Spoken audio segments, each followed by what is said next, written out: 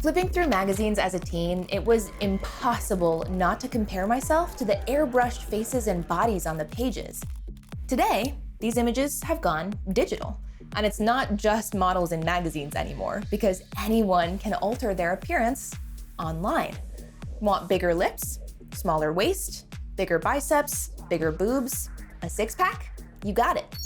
You can completely change your online image from the one staring back at you in the mirror.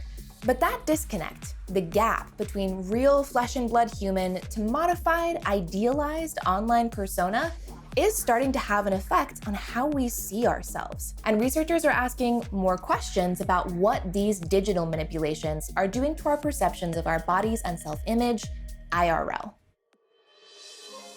A growing number of studies show that social media can have a measurable negative impact on body image and self-esteem. Some research even suggests that scrolling through altered or filtered photos and videos on social media feeds may be a trigger for more serious mental health conditions like anorexia, bulimia, and body dysmorphic disorder. Body dysmorphic disorder, BDD, is a condition in which people think there's something very wrong with their physical appearance. People with BDD obsess about these perceived imperfections. It's not just a fleeting thought or a few minutes a day. They think about it and worry about it a lot, typically between 3 and 8 hours a day. It's probably a little bit more common in women than in men. That's what we find in the general population studies. BDD is only diagnosed when the perceived flaw in appearance is actually non-existent or only slight.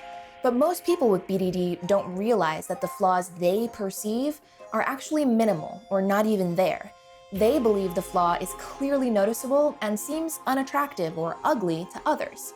And like Dr. Phillips said, BDD can be found in people of all gender identities.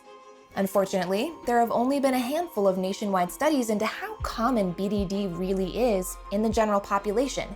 But these early studies have revealed startling numbers. It's estimated that BDD affects close to 2 to 3% of the population, and that's somewhere between 5 to 10 million people in the US alone. So that makes it more common than obsessive compulsive disorder, anorexia nervosa, schizophrenia. So it's very under-recognized, underdiagnosed. Every case of BDD is different, and they can range in severity. In some cases, it can be incredibly debilitating, to the point where a person withdraws completely from school, work, and social life, like Kitty. I was spending hours in front of the mirror, obsessively picking at my skin, putting makeup on, taking it off because it wasn't right, and putting it back on again. And what I saw in the mirror was a monster. I just thought everyone would be horrified if they saw me, so it was just safer to stay at home. This mental health disorder most often begins in early adolescence, and those with BDD often focus on multiple body parts. Some people who suffer from it have likened their experience to staring into a permanent funhouse mirror, where your self-image is wildly distorted by your own brain. Basically, people with BDD perceive themselves differently. In one of the first studies looking into this, researchers compared the fMRI brain scans of a small group of people with BDD to those without the disorder, and they found a clear difference. When viewing a batch of highly detailed photos of strangers and a batch of blurred images of those same strangers, individuals with BDD used the left side of their brains much more than the control group, and the left side is the part that processes detail. Those without BDD, or the control group, use the right side of their brain more, taking in a more holistic image, and they only switch to using their left side when processing the highly detailed images. And the researchers concluded that those with BDD focus more on the details than on the bigger picture. Basically, like one researcher put it, they were losing the forest for the trees. I focus in on different areas of my face or my body or whatever, and then in my mind that creates a picture of what I look like. But of course that creates a distorted image of how I look, because certain features are distorted to be bigger or worse. I think a major misconception is that BDD is just vanity. That trivializes it, and it trivializes the suffering. people with BDD. For an illness that was first described over a century ago, it's only been in the past few decades that a continued research effort has gone into better understanding this disorder. And there are still some key questions that researchers are trying to figure out, like what exactly causes BDD and what are its triggers once someone has it? Now, the cause of BDD is very complex, and it's not any one thing that causes BDD. It's probably about 40 to 50% genetically based. The rest of BDD is due to, we think broadly in terms of environmental factors. That's a very big bucket. These risk factors may include a lot of things, like being teased when you're young, societal messages dictating what you should look like, or, like we mentioned earlier, research now looking into whether hyper-edited images on social media have become a trigger as well.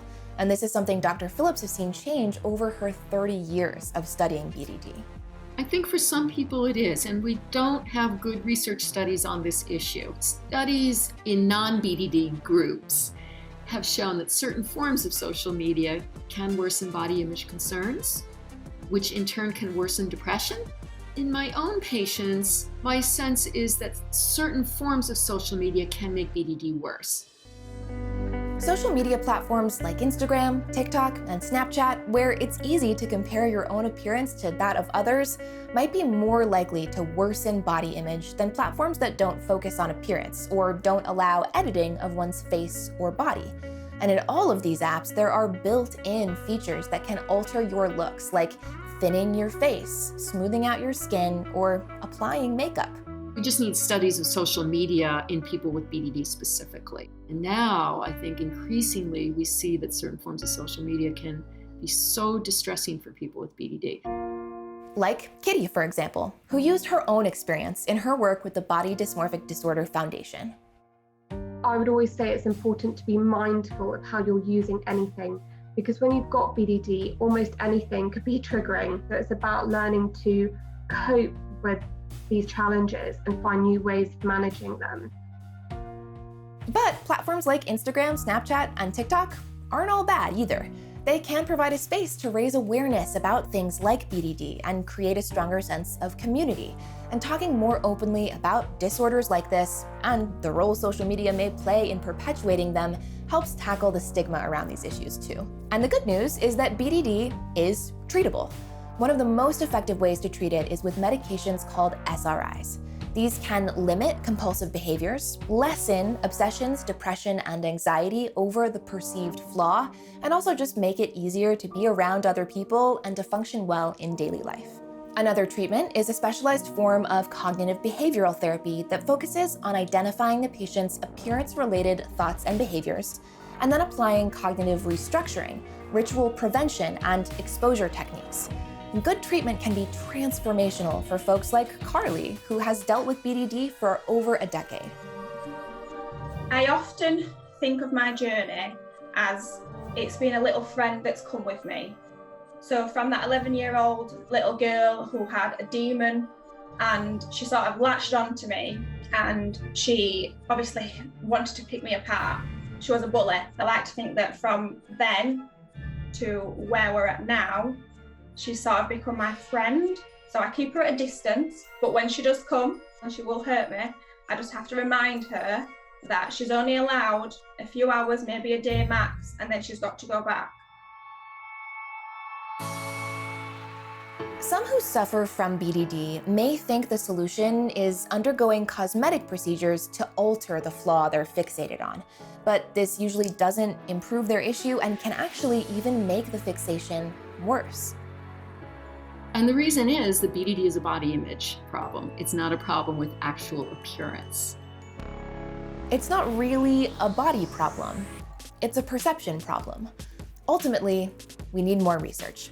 Body dysmorphic disorder is its own separate issue, but those who struggle with it may also struggle with an eating disorder, obsessive compulsive symptoms, a great deal of anxiety, substance abuse, and even suicidal ideation. So the more we know about what's going on in the brains of those with it, the better equipped we'll be to help those who are dealing with BDD. If you think someone may have BDD, it's important to take it seriously and encourage the person to get help. Filters can be fun. Social media can be fun, and it's a great place to be creative. But I hope you don't see the way other people look, or the way a filter makes you look, and think that's how you should look. I know it's easier said than done, but this is the only body we get.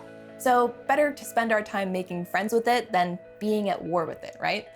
You are enough, just as you are. If you or someone you know is struggling with BDD or something similar, we've included resources in our description below for more information on where to find help. Thanks so much for watching Seeker's new series, Body Language. I hope you enjoyed this video, and if there's another health topic you want us to cover, leave us a comment down below, and I'll see you next time.